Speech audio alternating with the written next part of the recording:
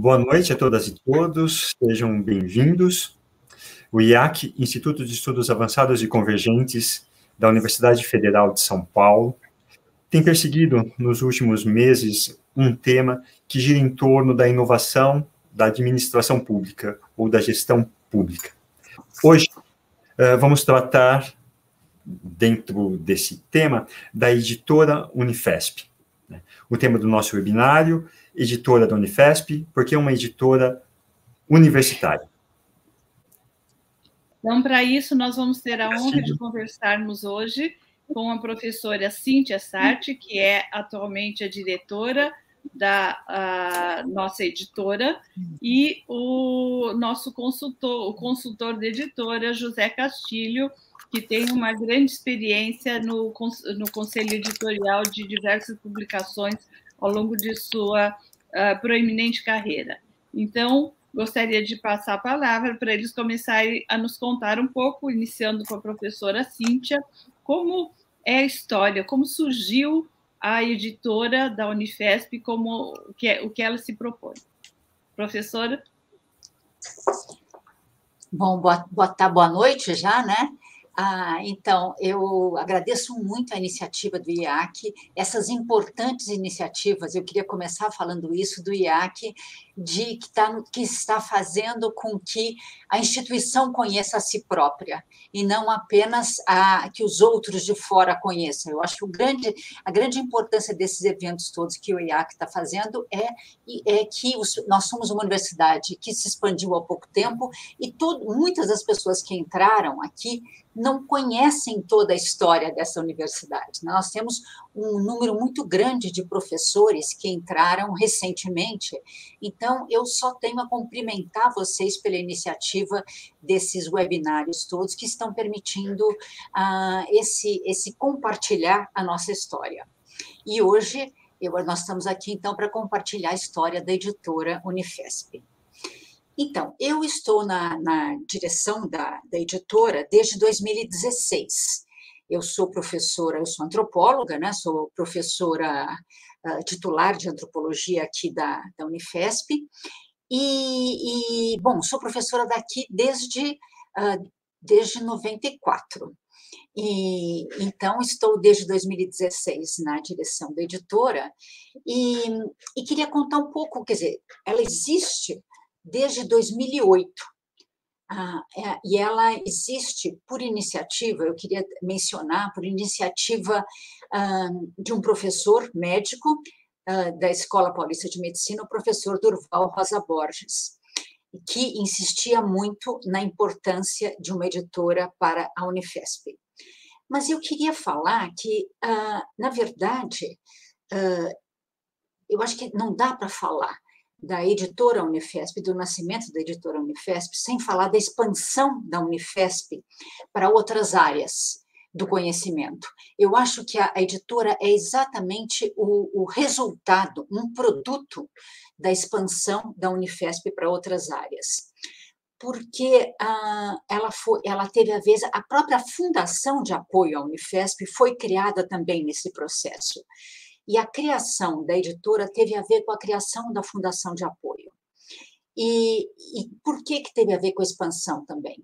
Porque eu acho que teve a ver com a expansão também, fundamentalmente, com a expansão para o campo das ciências humanas. Porque o livro é muito fundamental nessa área do conhecimento das humanas. Ele é parte, a gente não quer dizer, eu que sou da área de humanas, digo que a gente não vive sem os livros, né? Eu me lembro também, eu dirigi a implantação da área de humanas aqui na Unifesp, e eu me lembro que a gente discutia muito a importância da biblioteca para um campus de humanas, né? Então, biblioteca e livros são algo que faz parte, né, da nossa forma de trabalhar. Então, eu diria que tem esses dois marcos para a criação da editora. A criação da Fundação de Apoio à Universidade, a FAP, e a expansão para outras áreas do conhecimento, em particular para a área de humanas. Mas eu queria acentuar, por outro lado, que isso não quer dizer que a editora seja apenas da área de humanas. Isso é um primeiro ponto que eu queria deixar bem claro. A editora ela abarca todos os campos do conhecimento. Embora haja uma demanda maior de livros da área de humanas, que chegam para nós muito mais livros, e, portanto, eles são muito mais propostas nessa área, mas não por uma linha editorial. Depois a gente vai falar mais adiante disso, das nossas linhas editoriais, mas sim porque eu acho que na cultura da universidade há uma identificação muito grande do livro com as humanas. Então, acaba sendo assim. Mas não é esse o objetivo da editora. O objetivo da editora é abarcar todas as áreas do conhecimento, dando conta disso que nós nos tornamos, que é uma universidade em todas as áreas do conhecimento. E por que a FAP? Então, começou eu acho que a ideia de fazer a FAP, a editora da Unifesp, ligada à FAP, teve a ver com essa iniciativa do professor Durval, né, que insistia muito na importância de que uma universidade, e ele era o presidente da FAP, quer dizer, ele insistia muito que uma universidade da estatura da Unifesp, porque quando ela se expandiu, ela estava, quer dizer, ela existia apenas na área da saúde, mas ela era, já naquele momento, uma universidade muito consolidada na área da saúde. Então, uma universidade com esse histórico, assim, faltava algo que faz parte de qualquer universidade da estatura que já tinha a Unifesp naquele momento. Acho que faltava um pouco essa cultura do livro, que eu acho que as humanidades trouxeram para a Unifesp. Então, foi assim que surgiu, atrelada à FAP, a editora Unifesp. E o caminho que se seguiu a isso, né, é que, então, o que faltava, num certo sentido? Era um pouco a própria universidade sentir que a editora era da universidade, né? Porque a FAP se encarregou, vamos dizer assim, da editora na sua função de ser uma fundação de apoio à universidade, né? Então, era nessa função. Então, ela tem que apoiar as atividades da universidade. E a editora é da universidade.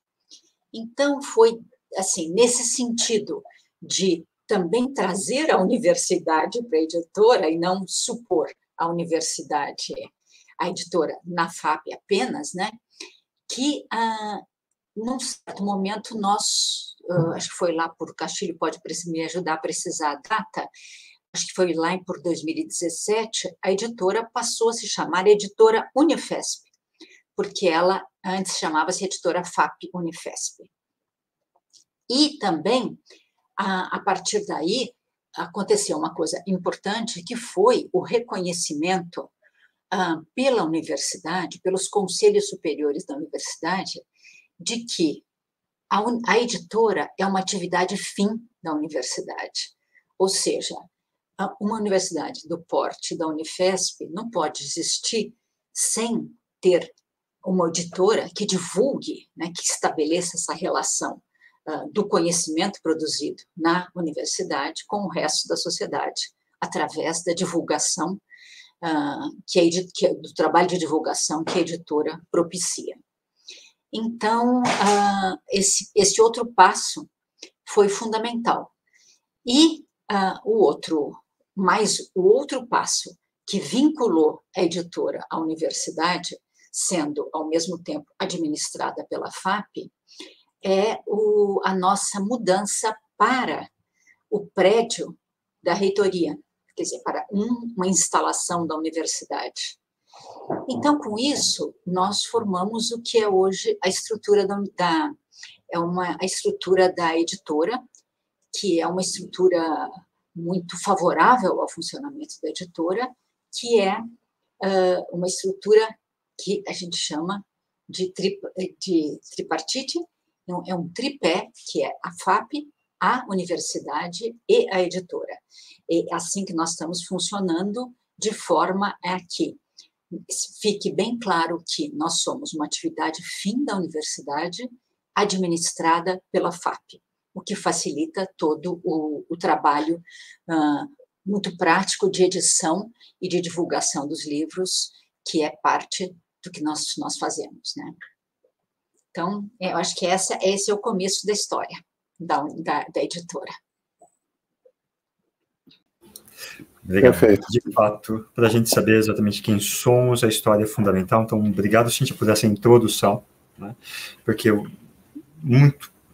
poucos de nós, principalmente os que ingressaram há pouco tempo, têm ideia, né, de como essa construção se deu. Por vezes, a impressão de que a editora da Unifesp existe desde sempre. Não é isso. Ela teve um começo, teve razões 2008.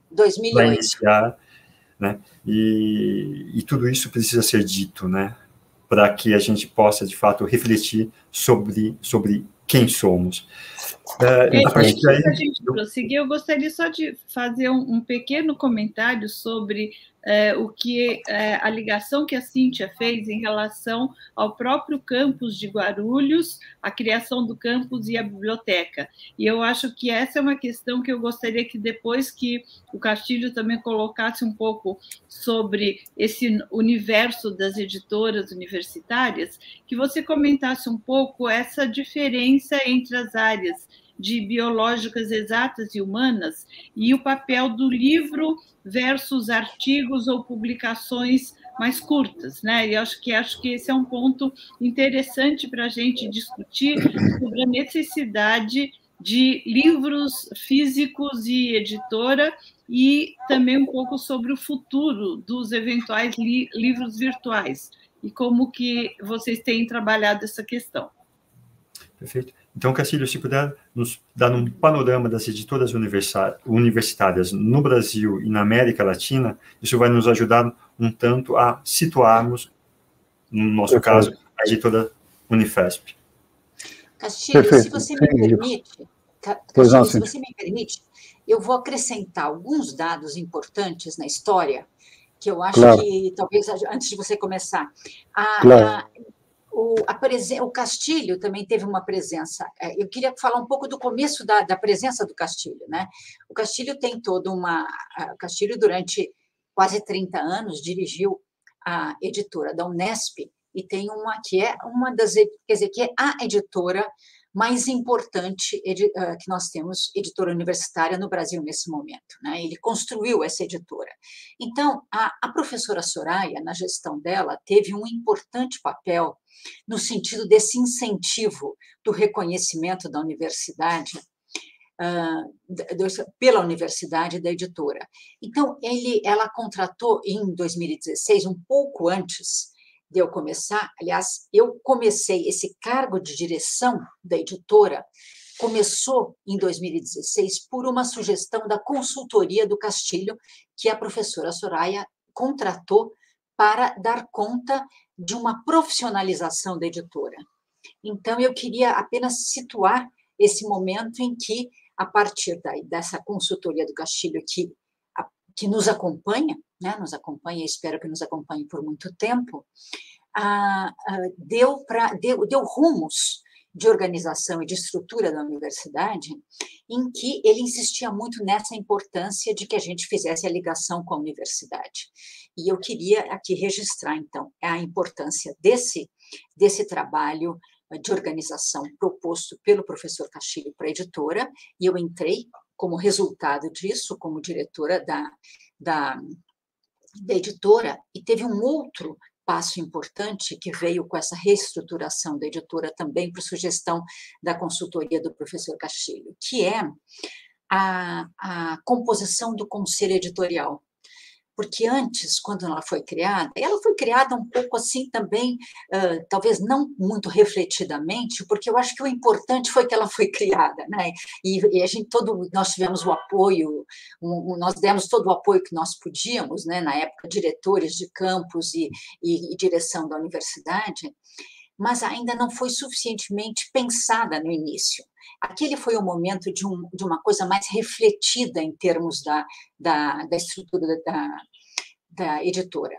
Então, o conselho editorial antes, que era presidido pela professora Ruth Ginsburg, né, ela não existia o cargo de direção, existia a presidência do conselho, ele era composto pelas direções, por representantes dos campi. Então, isso mudou e ficou, para dar conta da importância da presença de todas as áreas do conhecimento na editora, foi reformulado o estatuto da editora e foi o regimento da editora e foi definido que seria pela representação das áreas do conhecimento, o que, de certa maneira, também significou uma representação de todos os campi, mas pelas áreas do conhecimento. E teve um outro adendo importante também, que foi a presença de pessoas de fora da universidade no conselho editorial. Nós temos 3 membros que são de fora da Unifesp, e que, de certa maneira, dá conta também dessa perspectiva de que uma editora universitária, ela não é uma editora só da universidade na qual ela se insere, ela é um veículo de comunicação da produção acadêmica com a sociedade. Então, ela vai além daquilo que nós produzimos na nossa própria universidade, ela não é um assunto interno à universidade. A editora é uma questão que diz respeito à relação da universidade com a sociedade, né? Então, era isso só que eu queria pontuar para agora dar a palavra ao Castilho. Perfeito, Cíntia. Eu acho importante, realmente, porque são as bases da situação atual da editora da Unifesp. Muito legal esse complemento, eu acho que fechou muito bem a tua fala da história da editora. Bom, eu queria agradecer ao IEAC, como a Cíntia já assinalou, é fundamental que a universidade discuta cada vez mais a sua editora e a torne cada vez mais sua, da universidade, né? Isso é algo intrínseco, não existe uma editora universitária se ela não está ligada a um projeto de universidade, da presença, da intervenção da universidade no seu território, no país e as relações internacionais, obviamente. Agradecer aí o Ivo, a Maria Lúcia, a Gabriela pelo convite, e é um prazer imenso estar aqui, né? Desde que me aposentei na Unesp, onde estive por 33 anos, sendo que 27 à frente da editora da Unesp, fui do grupo inicial da editora e passei por várias gestões de construção de um modelo, de fato, que se tornou vitorioso, né, no Brasil e é uma referência também internacional hoje das editoras universitárias ibero-americanas. Eu queria situar um pouco, que eu acho que é muito importante a gente perceber, enquanto editora da Unifesp, que a editora não está sozinha dentro do contexto, não é? Embora a nossa história enquanto edição universitária seja razoavelmente recente, não é? Por que eu digo recente? Bom, as nossas universidades também, dentro da história, são instituições recentes, se pensarmos do ponto de vista do tempo histórico, não é? A partir do momento que a gente entende que a universidade, como entendemos hoje, de ensino, pesquisa e extensão, começa, de fato, em 1934, não temos nenhuma universidade com esse porte e com essa configuração, nenhuma universidade centenária, seria quase lógico deduzir que a edição universitária também ela é muito recente.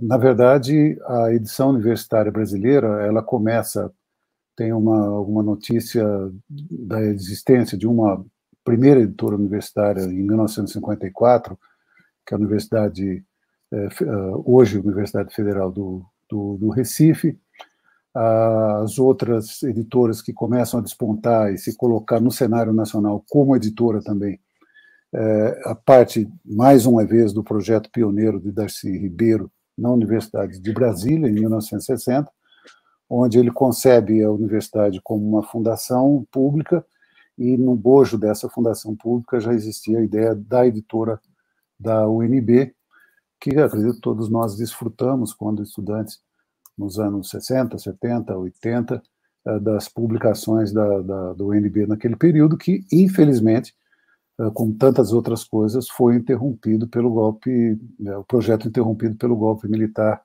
de 1964.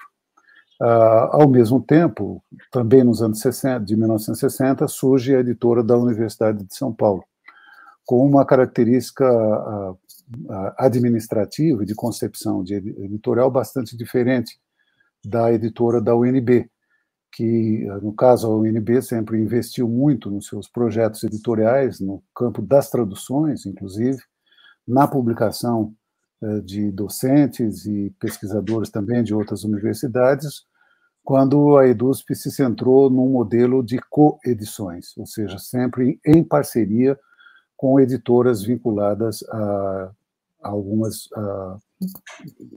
instituições ou mesmo editoras comerciais. Não é?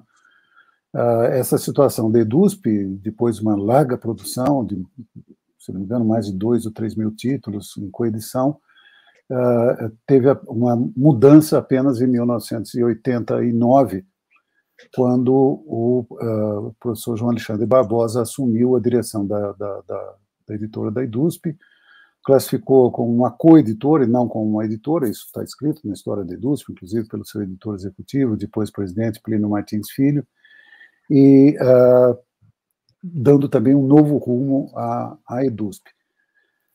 Há um livro que é muito interessante da história das editoras universitárias, eu sempre faço questão de lembrar, porque ele foi praticamente pioneiro nesse estudo, que é da professora Leila Santiago Bufrem, da Universidade Federal do Paraná, que chama Editoras Universitárias no Brasil, aqui editado pela EDUSP, não é?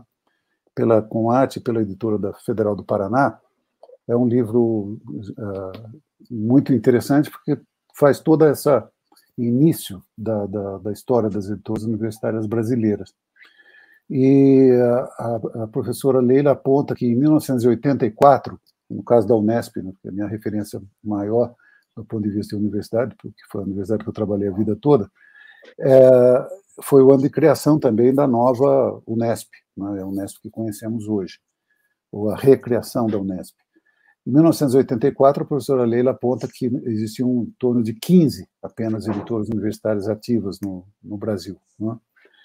Para vocês terem uma dimensão, nós temos, em 1984, em torno de 15, segundo esses dados do livro da professora Leila, e, ao mesmo tempo, nós temos hoje afiliadas à Associação Brasileira das Editoras Universitárias 127 editoras, ou seja, um salto bastante grande, que me leva a analisar, e já faço isso há um bom tempo, porque, enfim, fui um pouco protagonista também, co-protagonista dessa história, que foi exatamente na segunda metade dos anos 1980 que começou a haver um boom das editoras universitárias, a criação de editoras universitárias e mesmo a transformação de perspectivas e de projetos das editoras nascentes naquele período e mesmo as pré-existentes naquele período da segunda metade dos anos 80. Né? É exatamente em 1987 que é criada a Associação Brasileira das Editoras Universitárias. E para vocês verificarem que nós não estamos sozinhos em termos ibero-americanos nesse sentido, é exatamente no mesmo ano que é fundada a Associação das Editoras Universitárias da América Latina e Caribe, né? Que é a EULAC. Então, ambas as associações, a nacional e a Associação Ibero-Americana, acabam surgindo no mesmo ano de 1987, que também é o ano em que a própria editora da Unesp, da Universidade Estadual Paulista, começa a atuar. Ela é fundada exatamente em agosto de 87.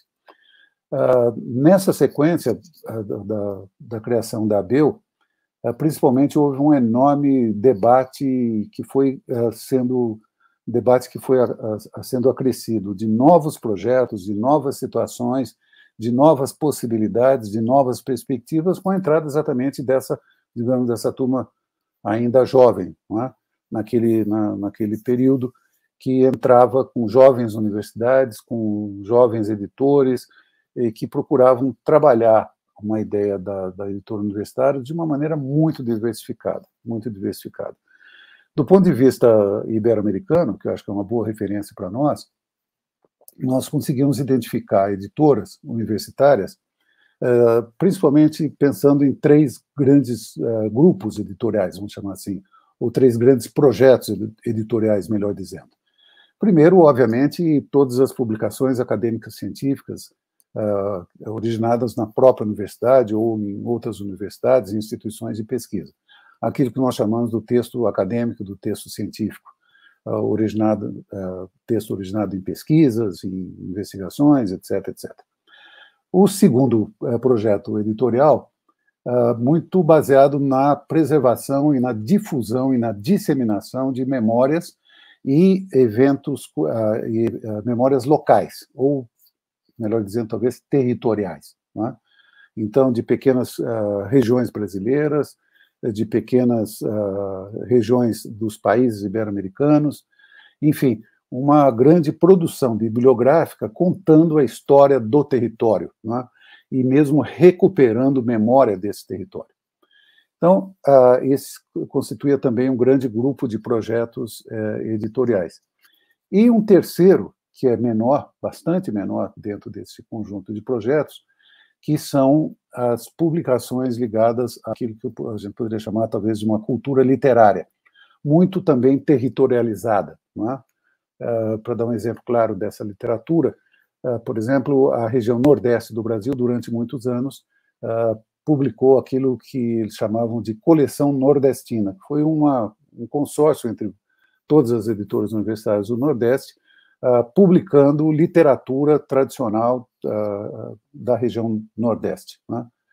Literatura desde clássicos da literatura nordestina até publicações mais contemporâneas de autores ainda vivos, mas que representativos do Nordeste. Né? Então, basicamente, são esses 3 grandes grupos de projetos editoriais que as editoras, a partir dos anos final dos anos 80, começaram a desenvolver. Não é? Começando a quebrar, embora isso até hoje exista, começando a quebrar uma tradição de que as editoras universitárias geralmente estavam ligadas ou eram extensões da gráfica universitária, né? Que também é uma característica da universidade brasileira, pelo menos da maior parte delas, até os anos 80, 90, de cada uma ter a sua própria infraestrutura gráfica. Né? Ou seja, tinha a máquina de imprimir, tinha a máquina de compor, tinha o seu funcionário gráfico, etc., etc. Ou seja, muitas das editoras, inclusive, começaram a surgir a partir dessas máquinas gráficas. O que fez, aliás, na verdade, durante muito tempo, temo que às vezes isso ainda ocorra, que a comunidade universitária confunda a editora com uma gráfica. Né? Então, eu preciso publicar, eu mando isso para a editora e a editora que se vire para publicar nas suas máquinas. Quando, na verdade, toda a concepção de editora, vocês sabem, é bastante diferente disso. A editora é quase uma curadoria, né, dos textos, sejam eles acadêmicos ou não, e essa curadoria compreende também toda uma produção que hoje é bastante sofisticada do ponto de vista desde o diálogo com o autor, a transformação daquele texto, de fato, num livro publicável para um grande público, já que uma editora universitária fala para a comunidade, né, externa, para a sociedade, de maneira geral. Então, ele precisa ter determinadas características de linguagem, de formatação, etc., etc., todo um trabalho da produção editorial. Bom, dentro desse florescimento que eu mencionei, tanto no Brasil quanto internacionalmente falando, as editoras começaram a buscar algumas autonomias, né, que acabaram sendo, principalmente no caso do projeto da Editora Unesp, que eu tive a oportunidade de liderar e trabalhar durante esses 27 anos, A ideia de que a editora universitária, primeiro, como já apontou a Cíntia, ela é uma atividade finalística da universidade. Se nós vamos por este caminho, por essa opção, que é a opção também adotada pela editora da Unifesp, se nós vamos por esse caminho, nós estamos resgatando um tipo de editora universitária, que é um tipo de editora universitária anglo-saxã. Estou falando principalmente das centenárias editoras, por exemplo, de Cambridge e Oxford, né? Lembrando, por exemplo, que no Estatuto de Fundação da Universidade de Cambridge, no Estatuto originário, 1501, está lá que a universidade constituirá uma editora que expressará seu pensamento e fará parte das atividades da universidade. Ou seja, não apenas ensino, pesquisa e extensão, mas divulgação do saber acadêmico, do saber científico. Então, esse tipo de compromisso, né, nos levou à busca de algumas autonomias. A primeira delas, e é imprescindível, inegociável, senão não existe editora, é a autonomia editorial da editora universitária. Porque houve tempo lá atrás, né, que a boa parte, eu diria quase todas as editoras universitárias, estavam muito submetidas ao poder local das reitorias, né? Então, o que se publicava era basicamente aquilo que estava alinhado com as ideias daquele reitorado, né, daquela reitoria. E isso foi paulatinamente sendo eliminado, principalmente a partir dessa data base, que é do final dos anos 80, e hoje praticamente todas as editoras exercem essa autonomia editorial para decidir o que publica, por que publica e de que maneira publica, né? Duas outras autonomias buscadas também são autonomias que a maior parte delas ainda está perseguindo, né?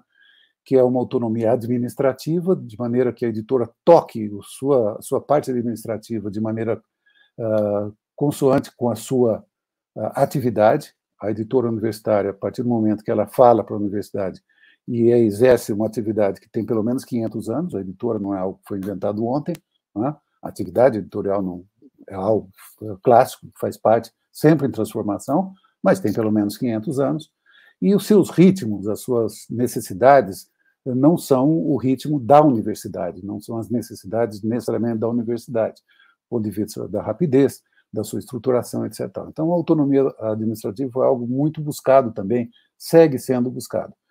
E a autonomia também da gestão financeira, porque a gestão financeira é muito importante quando se trata de uma editora que fala para a sociedade e que precisa entrar na dinâmica das editoras como um todo, né?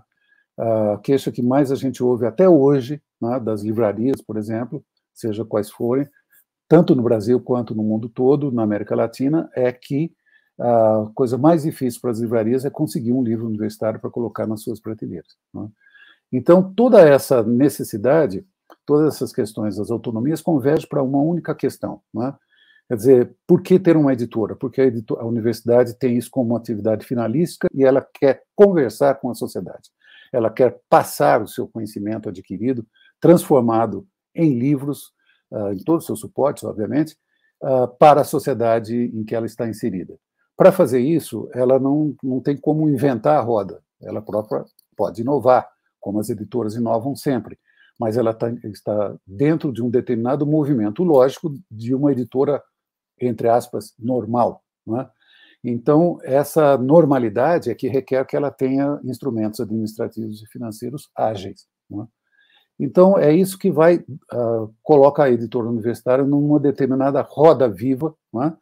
Que é a produção editorial, a produção ligada às editoras de maneira geral, ao mundo editorial de maneira geral, às livrarias, a forma de distribuir, e tudo isso desemboca, claro, numa palavra muito importante, que é a profissionalização, que a Cíntia já colocou, e que é fundamental para toda editora universitária. Quanto mais profissionalizada ela está, maior é o seu compromisso para cumprir aquilo que a universidade lhe determina, que é exatamente disseminar o saber produzido nela e nas outras universidades e centros de pesquisa, né? Até agora, realmente, a editora que mais conseguiu dar esse passo é a editora da Unesp. A editora da Unesp, inclusive, tem uma fundação desde 1996, é uma fundação criada para a sua própria gestão, né? O que lhe deu um grau enorme de autonomia, sendo que todo o seu vínculo com a Unesp é um vínculo estritamente acadêmico, científico, universitário. A editora da Unesp, com toda a sua liberdade de autonomia, etc., jamais publicou algo que fosse fora do catálogo universitário e dos interesses também de difusão e do lugar que a Unesp participa na sociedade. Eu acredito que com esse último modelo tripartite que a Unifesp tomou pé e resolveu ir assumindo a sua editora com atividade finalística, a Unifesp tem esse mesmo caminho traçado agora, né? É claro que ainda é uma editora nova, uma editora recente, que encontrou os seus caminhos muito recentemente, mas que já demonstra a que veio, né? A editora da Unifesp hoje está constituída como uma editora que pode dar todos os passos necessários para ser uma grande editora universitária no Brasil e na América Latina, né? Do ponto de vista do tamanho, ela ainda é uma editora pequena, mas se trata apenas de uma questão de tamanho. Ela tem potencial, ela tem estrutura, ela tem diretriz, ela tem projeto para se tornar uma grande editora universitária e representar a Unifesp da maneira que ela merece. Acho que, por enquanto, é mais ou menos por aí, Ivo e Maria Lúcia, e estamos aqui para as perguntas, etc. Eu daria sequência, então, a partir de tudo que Castilho trouxe, trazendo uma questão, enfim, trazendo mais um ponto para que Cíntia possa falar um pouco mais da editora Unifesp. Castilho falou de uma forma ampla dos objetivos de uma editora universitária, né? Trouxe 3 pontos, enfim, o escoamento, digamos assim, de uma produção interna, acadêmica, isso que ele chamou de uma preservação da cultura territorial, assim, de uma cultura literária. Em relação a esses objetivos, enfim, Castilho já disse, bom, a editora da Unifesp segue essa trilha, mas em relação a esses objetivos, digamos, em que pé estamos, digamos assim.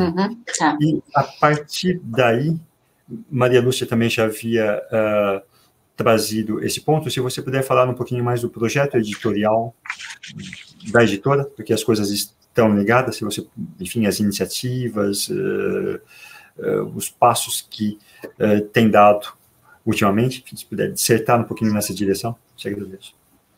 Tá ótimo.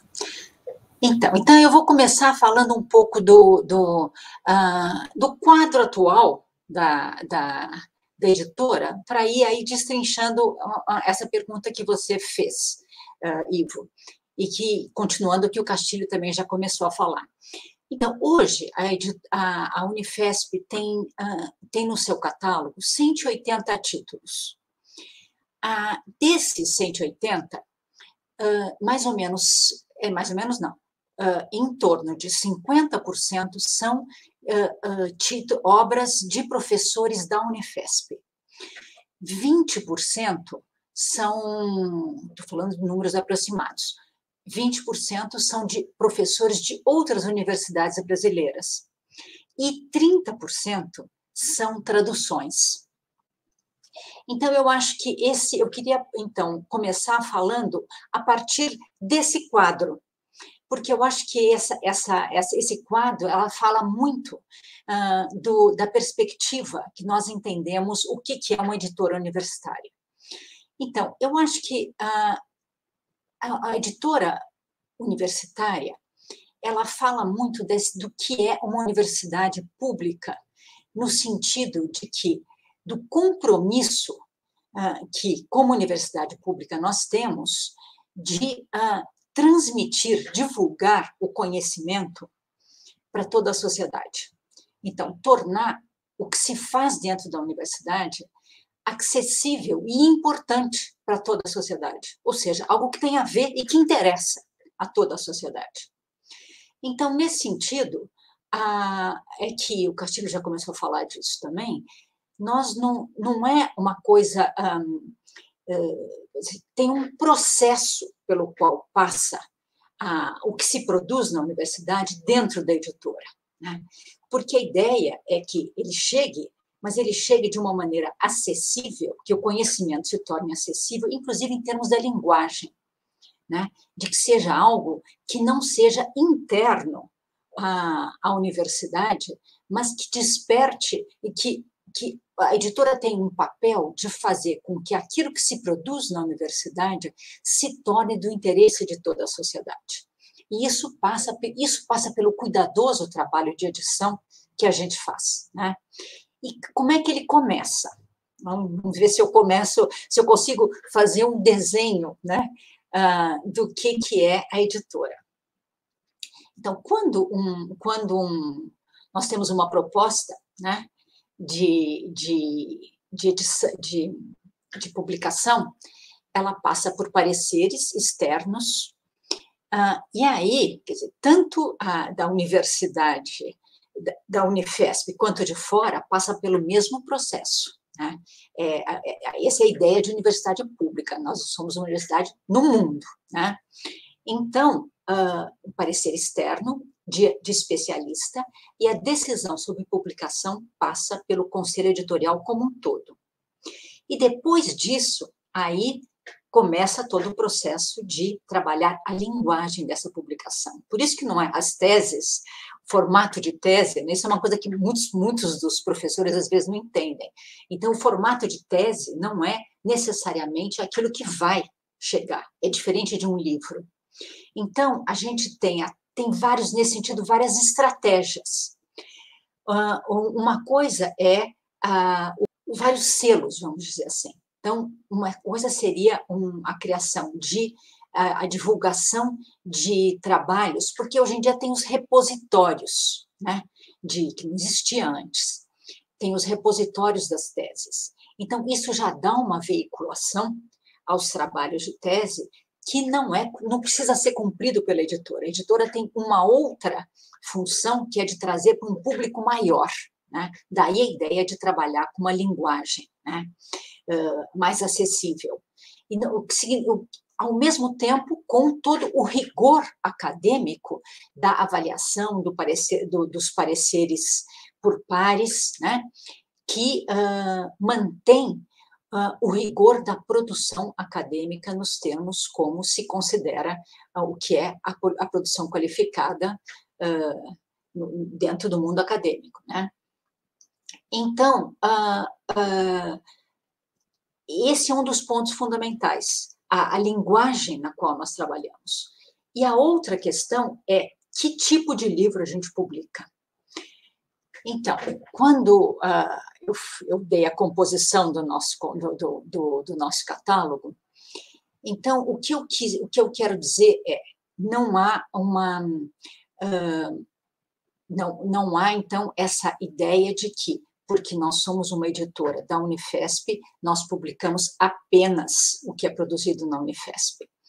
Quer dizer, nossa ideia é divulgar, mas também trazer para a Unifesp o que se produz fora.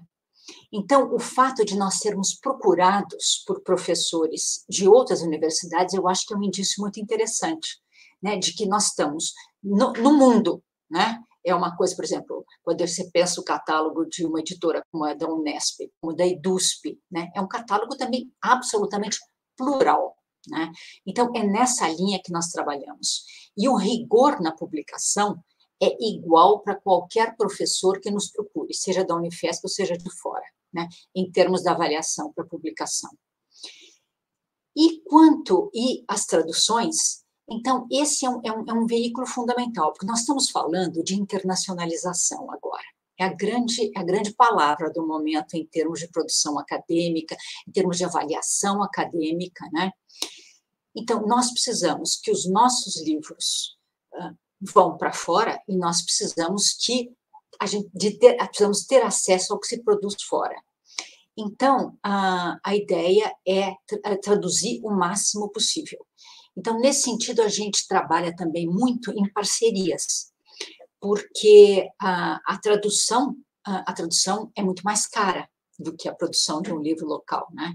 Então, por exemplo, nós temos um movimento importante, não só o Castilho já falou da nossa vinculação com a ABEU, com a Associação Brasileira de Editoras Universitárias, que dá um trânsito de trabalhos de coedição, por exemplo, importante, que dá um trânsito nacional muito importante. mas nós também trabalhamos numa linha, sempre nessa coisa de olhar para fora, né? De muitos contatos com consulados e instituições que têm editais e recursos que ajudem a publicação, que nos ajudem com recursos, né? E o consulado francês tem o edital, o italiano, alemão, todos eles têm formas de incentivo, espanhol também, né? Então, a gente trabalha com essa perspectiva para fora, né? E quanto ao formato, então tem a discussão, a Malu já começou a perguntar nessa linha do livro impresso e do e-book, né? Enfim, pessoalmente, eu vou dizer que eu nunca consegui abandonar o livro impresso. Eu adoro ler um livrinho, assim, adoro, não consegui ainda fazer isso. Agora, não é uma preferência minha apenas, existe uma enorme demanda de livro impresso, né? O Castilho confirma isso, os dados, quer dizer, não há isso assim, na Bienal, a gente já viu discussões sobre isso, de como o livro impresso não perdeu o seu lugar. Ele continua sendo uma demanda, né? Mas isso vem junto com também uma demanda pelo e-book. Então, nós trabalhamos com os dois formatos. Então, todos os livros, a partir do ano passado, 2020, né, Castilho? De 2020, nós começamos o processo de conversão de todos os nossos títulos em e-book. E, a partir daí, do ano passado, todos os títulos publicados são publicados nos dois formatos. E, então, a não ser que o autor não queira o livro impresso. E-book sempre, todos são publicados na forma de e-book. Agora, o livro impresso também, exceto, tivemos um caso de uma autora que disse que só queria o livro em e-book. Tudo bem. Então, agora, trabalhamos também como o livro impresso também tem um custo, quer dizer, tem um custo que duplica o preço do livro. Nós trabalhamos também com a impressão por demanda. As próprias gráficas já se adaptaram a essa nova realidade. Então, nós temos várias das gráficas com as quais nós trabalhamos que publicam um livro. É o livro, que se você quer o livro impresso, você publica, você pede aquele livro, um livro, você não precisa, não é uma demanda da editora para imprimir, é da própria pessoa que compra, do próprio consumidor, né, para a gráfica, para a impressão daquele livro, que é um outro formato também que está começando a ser usado agora e com o qual nós estamos trabalhando também. Então, enfim, tudo isso para tentar mostrar aquilo que o Castilho falou, da diferença que é o trabalho editorial de uma gráfica, né? Quer dizer, nós estamos aí, tem toda uma preparação e uma concepção do que é esse produto, que é o livro publicado por uma editora universitária, né? Que tem que juntar essa relação com a sociedade, com o rigor e com o critério, a criteriosa produção de conhecimento que nós temos na universidade, né? Mas que tem que estar vinculado com o mundo, porque não é para nós.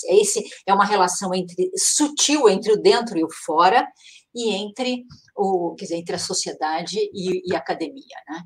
Então, eu acho que mas era isso que eu queria dizer, eu queria falar um pouco isso, é todo um processo, um cuidado que nós temos e que é uma coisa que não é só para nós, é uma coisa que transcende. O que eu quero também acentuar muito é que o trabalho que nós fazemos numa editora universitária transcende, tal como no modelo que nós, como disse o Castilho antes, no modelo que nós estamos adotando para a editora da Unifesp, transcende os muros da universidade onde ela é feita. É isso que eu quero dizer. Né? Perfeito. Então, temos algumas perguntas aqui da nossa plateia virtual. Eu também tenho algumas depois, então acho que a gente podia fazer uma pequena rodada aqui, depois a gente, aí vocês veem quem prefere responder. Então, eu vou ler 3 das perguntas que estão aqui, e aí eu acho que dá para vocês juntarem um pouco as respostas. Existe uma pergunta da Nayara Swarovski, que ela pergunta como que vocês veem o mercado editorial brasileiro, sobretudo após a pandemia. Como que isso impactou? E depois o Vitor Machado pergunta se há algum papel para uma editora universitária na relação com as editoras universitárias internacionais. Então, acho que vocês poderiam, não sei quem prefere responder o quê, ou se os dois gostariam de falar um pouco sobre isso. Tá bom, então tá bem. Veja bem, em relação ao mercado editorial brasileiro, eu acho importante colocá-lo em 2 pontos, né? Que eu acho que nós estamos tão impactados, claro, pela pandemia, que às vezes todas as nossas mazelas parece que começaram na pandemia, né? Na verdade, nós temos toda uma situação anterior, né? Onde o mercado editorial já estava em franca crise, né? Crise econômica, crise para trabalhar com novas tecnologias, para novos formatos, ou seja, e também uma crise provocada por toda essa hecatombe política que estamos vivendo no Brasil, de negacionismo, de destruição de tudo que havia sido logrado conseguir no campo da cultura, no campo da educação. Bom, não preciso me alongar em relação a isso. Todos nós vivemos aqui, sabemos do que se trata. Então, há todo um contexto pré-pandêmico, né, de fechamento de livrarias, de crises fortes em editoras, inclusive editoras bastante já tradicionais, né, alinhado também ao mesmo tempo, a questões positivas, que é o aparecimento de muitas editoras pequenas, de editoras autorais, de editoras ligadas a projetos muito específicos e, ao mesmo tempo, exitosos, né? Ou seja, o cenário pré-pandêmico é um cenário de muita luta do setor editorial e livreiro para ele se manter, né? Para ele se manter. A pandemia veio golpear, digamos assim, um setor frágil, um setor extremamente frágil do ponto de vista da sua sustentabilidade, né? E que já poderíamos dizer vinha sofrendo essas consequências, particularmente a partir de 2013, 2014, 2015, que as coisas começam a se agravar também junto com a questão econômica. Com a reviravolta política, isso se torna quase insustentável, porque todas as políticas públicas, inclusive, que faziam incentivo ao desenvolvimento da leitura no Brasil, também caíram por terra, né? E hoje praticamente não existe. Então, você tem uma dinâmica que a pandemia, digamos assim, massacra, né?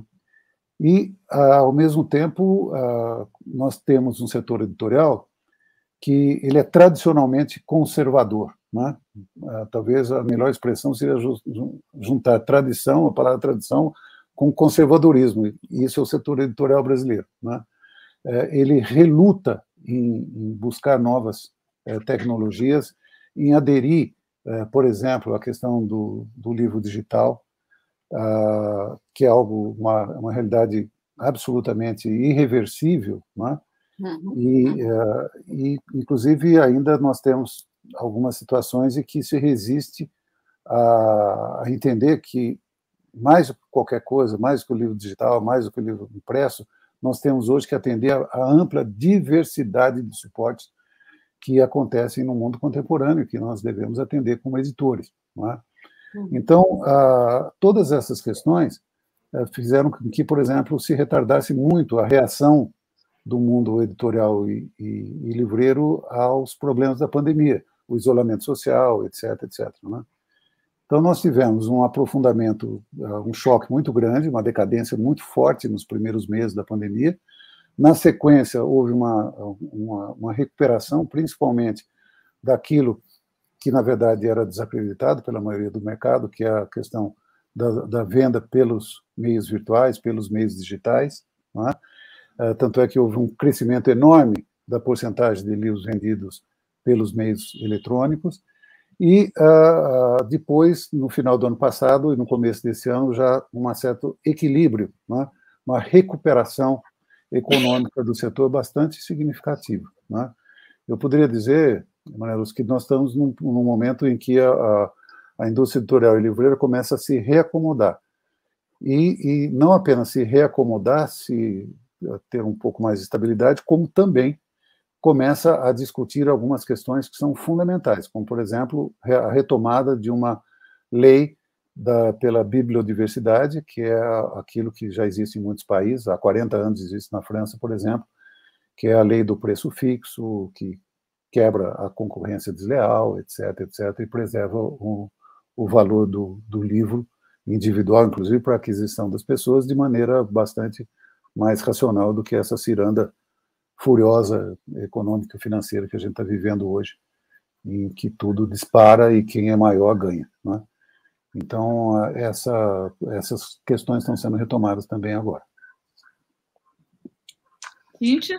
A outra pergunta, que é a questão das relações com as editoras internacionais, eu queria mencionar a esse respeito uma importante linha de atuação também da editora, que são as feiras, né, Castilho? Eu acho que é importante a gente falar disso também, porque, como parte também desse mundo de editoras universitárias, assim, esse contato, a gente funciona muito como associação mesmo, né? Eu acho que, nesse sentido, a ABEL tem um papel bem importante e a gente participa de todas as feiras que nós podemos. Por exemplo, as bienais, além de todas as feiras que são mais propriamente universitárias, como são a feira da USP, a feira da Unesp, a feira da Unicamp, né, de feiras também no Rio de Janeiro. Agora, com a pandemia, isso se incentivou muitíssimo, porque começaram a se fazer feiras virtuais, né? Mas esse é um momento, às vezes que nós participamos presencialmente de feiras, foi um momento assim que, bom, para mim foi a introdução minha nesse campo, né, das editoras universitárias, foi fundamental para justamente a gente estabelecer esse tipo de relação. Nós nunca chegamos a ir a Frankfurt, né? Frankfurt é onde a gente poderia ter esse contato, quem foi que perguntou sobre as editoras internacionais? Foi Vitor Machado. Vitor Machado. Então, Vitor, seria o veículo fundamental, né, um instrumento fundamental para esse tipo de relação. Infelizmente, ainda não pudemos, exceto agora, virtualmente, conseguimos participar. Mas ainda esse é uma perspectiva, eu diria, muito importante da editora, porque essa perspectiva que eu falei antes da editora no mundo para fora, né? Então a gente quer incentivar o quanto pudermos, e o que temos já bastante estabelecido já, vamos dizer assim, em boas relações, é com a América Latina, né? Através da EULAC. Acabamos de participar agora de um congresso de editoras latino-americanas.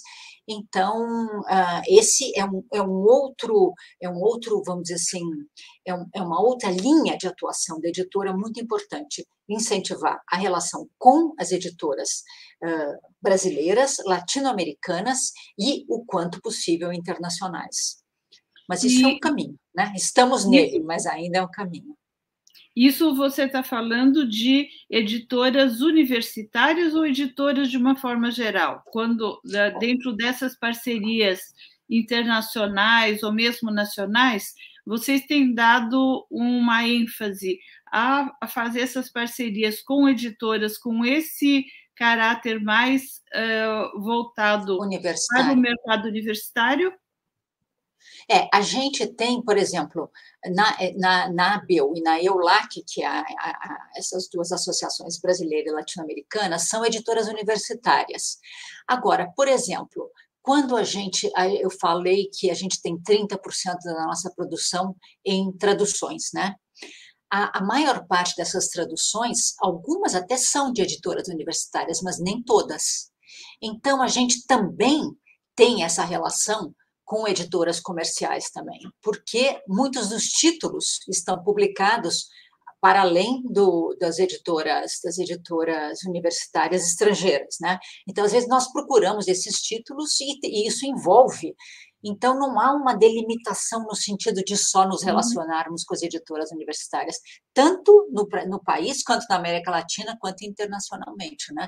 Quer dizer, são estratégias diferentes, porque uma coisa é a estratégia de associação, vamos dizer assim, com as editoras universitárias, onde nós discutimos nossas estratégias, nós lidamos com problemas específicos.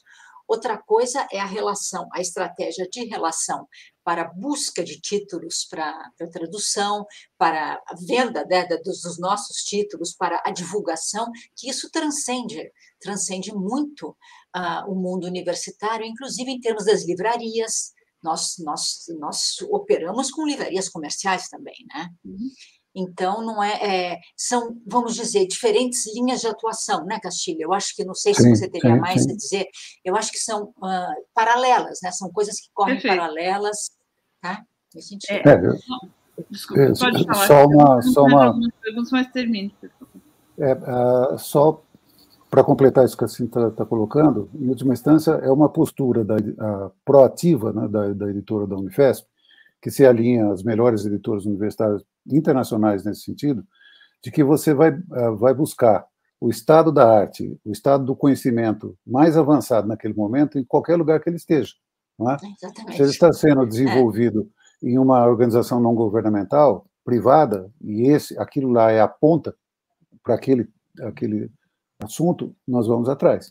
Se ele está numa universidade centenária da Europa, vamos atrás. Se está numa universidade brasileira, do interior do Brasil, nós vamos atrás.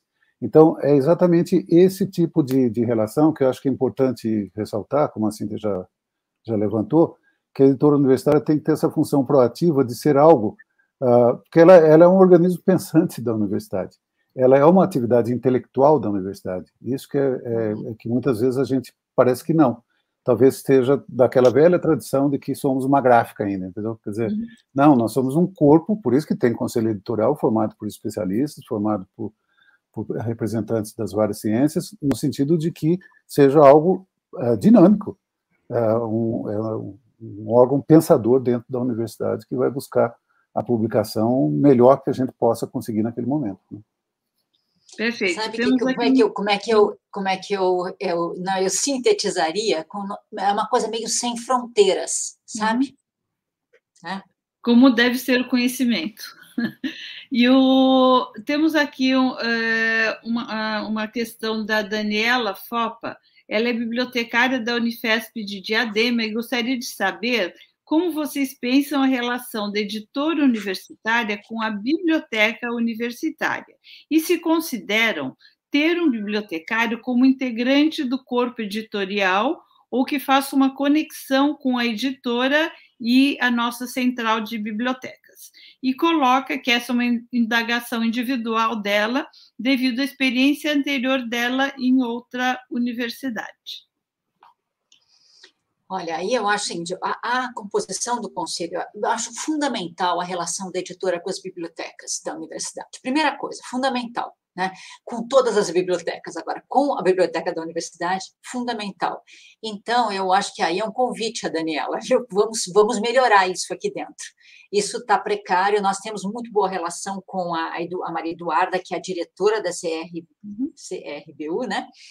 E falamos muito disso, falamos como precisamos melhorar a relação da editora com as bibliotecas internas. Então, isso aqui também é uma outra questão que precisamos tratar.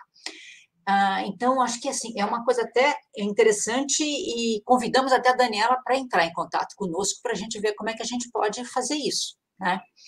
E outra coisa é o conselho editorial. O conselho editorial está no estatuto da própria FAP, porque a editora está no estatuto da FAP, né? E a editora tem um regimento próprio, então a gente não tem muita liberdade nesse sentido.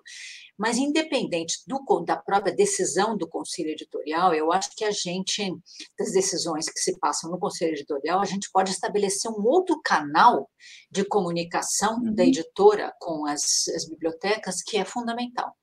Então, fiquei muito contente com essa pergunta, porque eu acho que é uma coisa que a gente precisa trabalhar ainda.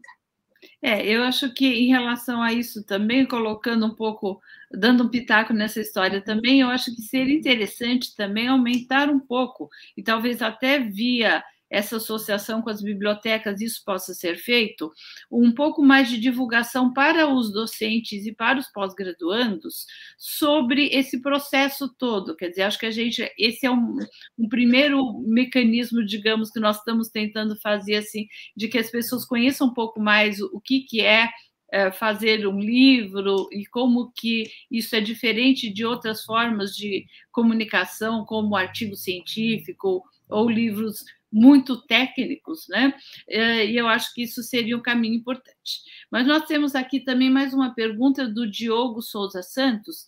Ele pergunta se há planos para a publicação de coleções de divulgação sobre temas variados, como uma brevíssima introdução publicada no Brasil pela Unesp.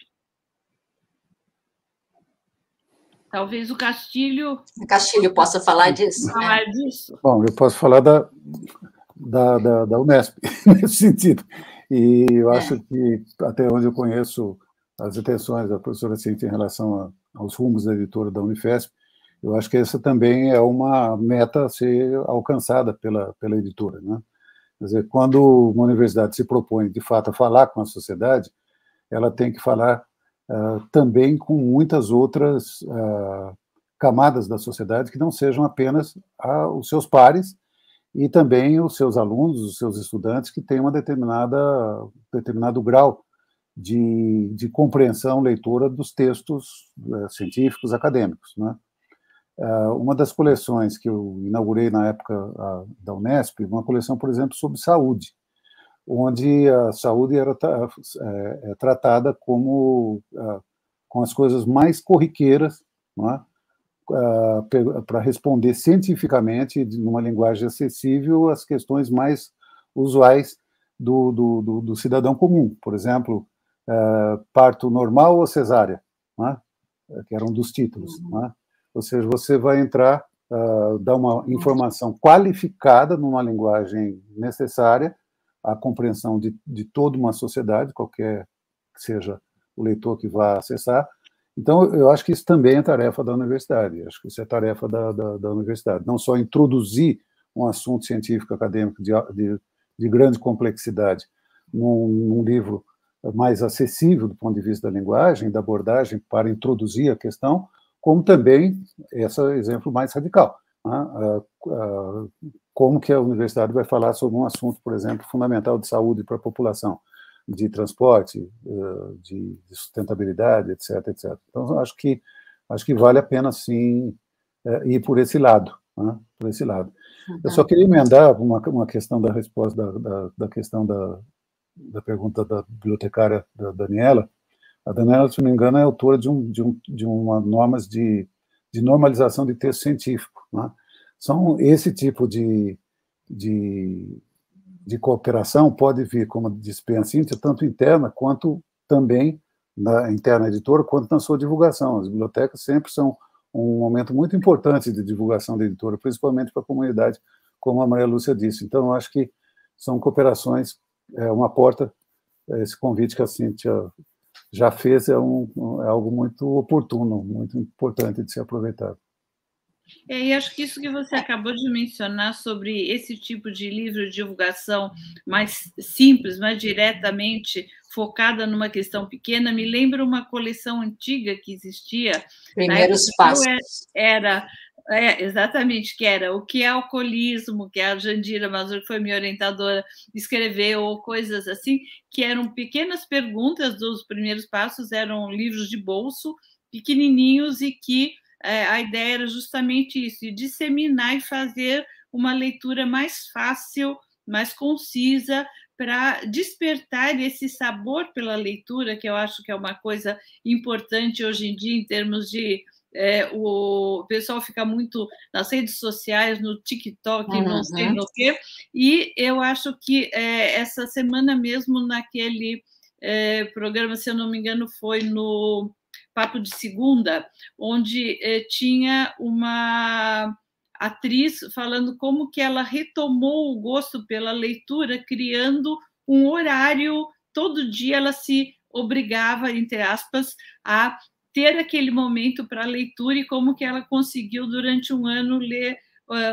mais de dezenas de livros, e como esse hábito é importante ser retomado. Então, tirar um pouco desse tempo que muitas vezes se gasta em outras atividades e fazer. Ela falou, é que nem um exercício físico, que você tem que se obrigar no começo a colocar tudo isso, e depois isso se torna um prazer. E isso, então, acho que uma das coisas importantes que eu imagino também como um papel de uma editora universitária é tentar fazer esse tipo de divulgação e tentar traduzir o conhecimento gerado pela universidade de uma maneira simples, que possa, de fato, atingir a população de uma maneira acessível e bastante ampla.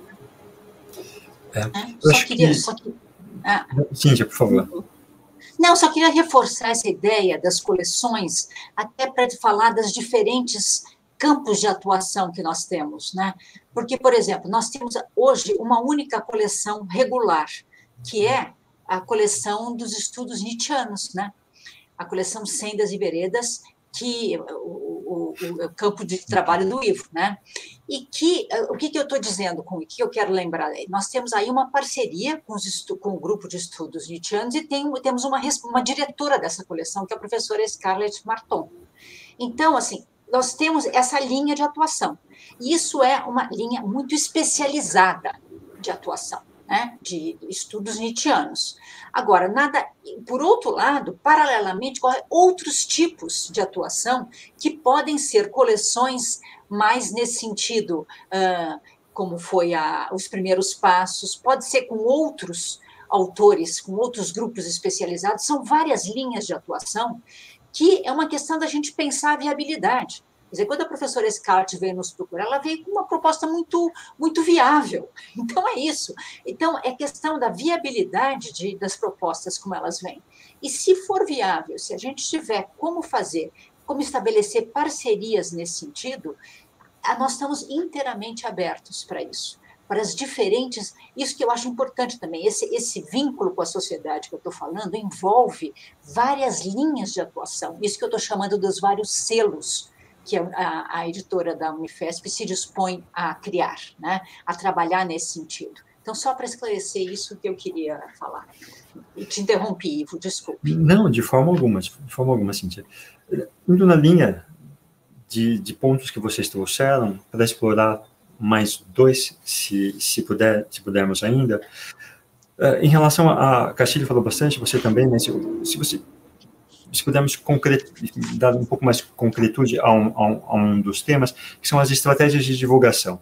Castilho, você tocou nesse ponto, Castilho, idem, mas a gente bem sabe que o quão difícil é escoar a produção de uma editora, quanto mais de uma editora universitária, né? Então, em relação à editora Unifesp, em termos de divulgação e escoamento da produção, quais são as dificuldades, por onde vocês estão indo, etc. Essa é uma questão. Uma outra, também em relação a um ponto que vocês abordaram, se puderem discorrer um pouquinho mais, agradeceria. Castilho disse que, bom, no caso da editora da Unesp, foi possível chegar àquilo que é ideal, seja a autonomia administrativa, enfim, ter em mãos a gestão financeira. No nosso caso, da editora da Unifesp. Em que pé estamos em relação a este ponto?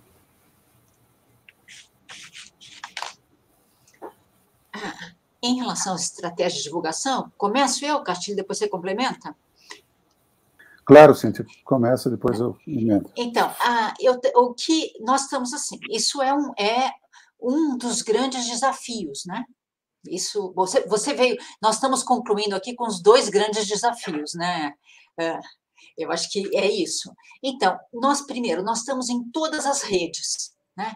Instagram, Facebook, Twitter, todas as redes possíveis nós estamos, isso é uma das estratégias.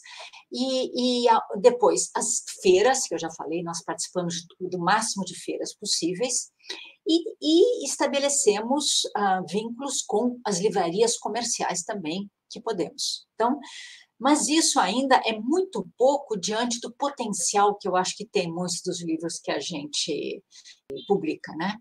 Mas, por enquanto, é dentro dessa linha de divulgação que nós trabalhamos. E foi importante, também agora na gestão da professora Soraya, ela incentivou muito a atuação do DCI, do Departamento de Comunicação, como é que é?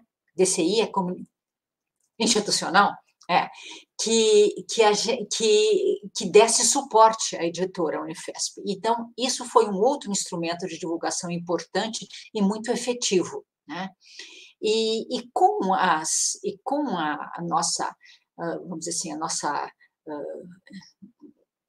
melhoramento que teve a nossa produção digital, né, nossos instrumentos digitais, nós começamos na linha de fazer webinários também agora. Então, estamos tentando por todas essas vias, mas ainda com muitas dificuldades, né? Com muitas dificuldades, porque justamente a divulgação é um dos desafios, mas estamos ampliando isso, enfim, e abertos a sugestões. Não é, Castilho? Sim, não, sem dúvida. Eu só queria dar um contexto geral das possibilidades, né? Quer dizer, a gente nunca pode esquecer que nós estamos falando de um país de poucos leitores, de um país em que o Indicador Nacional de Analfabetismo Funcional de 2018 apontou que temos apenas 12%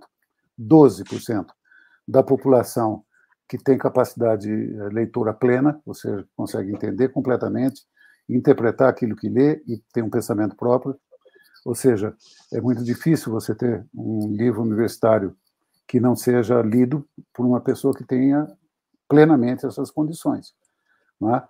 Então, nós falamos para um leitor que, de maneira geral, tem muita dificuldade de acesso à leitura do livro acadêmico, do livro universitário, por mais editado, por mais adaptado do ponto de vista de facilitação de linguagem que nós podemos fazer no processo editorial.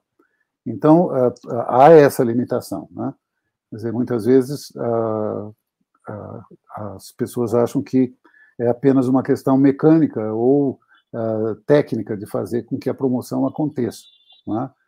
A editora já faz isso, né, como a Cíntia disse, está em todas as redes, tem distribuição em livrarias físicas e virtuais, tem uma boa livraria virtual, participa das feiras, etc. Mas há uma limitação intrínseca a essa produção editorial que tem que ser considerada quando nós colocamos as questões das dificuldades e das possibilidades da distribuição e da difusão do livro acadêmico, né? Bom, a gestão financeira, como bem disse assim, de fato são as duas coisas muito importantes e os maiores desafios de uma editora, seja ela universitária, seja uma editora comum, né? Uma editora comercial, como a gente costuma dizer. Quer dizer, a sustentabilidade econômica e a gestão dos recursos numa editora brasileira é um desafio de Hércules, né? É algo muito, muito complicado, muito complicado. No caso da editora universitária, ela tem acréscimo, digamos assim, de complicação, até porque, se for uma iniciativa privada, há sempre um investidor, que é a própria pessoa ou alguém que investe, né? No caso da universidade, a lógica é a mesma, a universidade tem que investir. Então, você faz um determinado investimento durante um certo tempo, obviamente dentro de um plano estratégico de crescimento e sustentabilidade a longo prazo, mas é importante que a universidade saiba que, durante muitos anos, ela vai ter que investir naquele projeto, que é um projeto dela, enquanto universidade. Por isso que eu sempre digo que não há um projeto editorial universitário separado de um projeto de universidade. Não é? Tudo nesse campo da sustentabilidade econômica das editoras gira em torno do projeto realmente da universidade. Né? Então, se de fato a Unifesp está convicta de que é uma atividade finalística, que ela tem que preservar essa atividade, que ela tem que investir nessa atividade editorial para ter a cara Unifesp no cenário nacional e internacional, esse tem que ser um projeto sustentado a médio e longo prazo. E não é uma particularidade da Unifesp, é de qualquer universidade. Né? Seja daqui, estamos falando da editora da Unifesp, estamos falando da Universidade de Cambridge, de Oxford, que tem 500 anos. Né? Quer dizer, o projeto da editora da Unifesp, ele está caracterizado para se autossustentar em longo prazo. Mas, para que isso aconteça, é importante que a universidade tenha ciência que ela é a investidora da editora. Né? Não existe um sócio capitalista que vai colocar dinheiro aqui, ou um benemérito que vai fazer isso. Né? É um problema, uma questão, na verdade, que caracteriza todas as editoras universitárias. Por isso que muitas editoras universitárias, às vezes, começam muito bem, porque aquela gestão acadêmica tem a noção correta de que a editora deve existir e deve atuar porque ela é importante para a universidade, só que a gestão seguinte acaba não entendendo dessa mesma forma.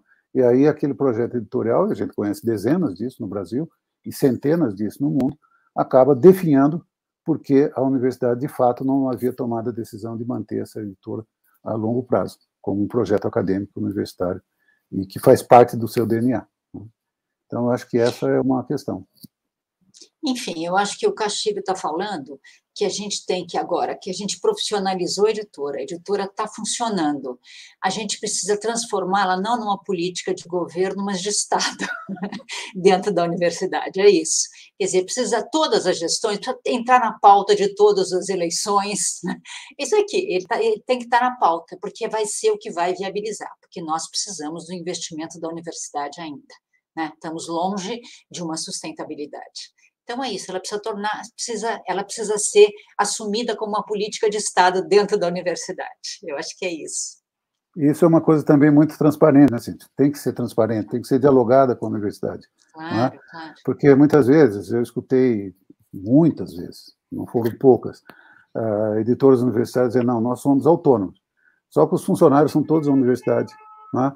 Claro. Só que todas as instalações são da universidade, só que o transporte que foi feito pelos livros são da universidade, então o recurso que ela arrecada, ela paga a impressão e a composição dos livros.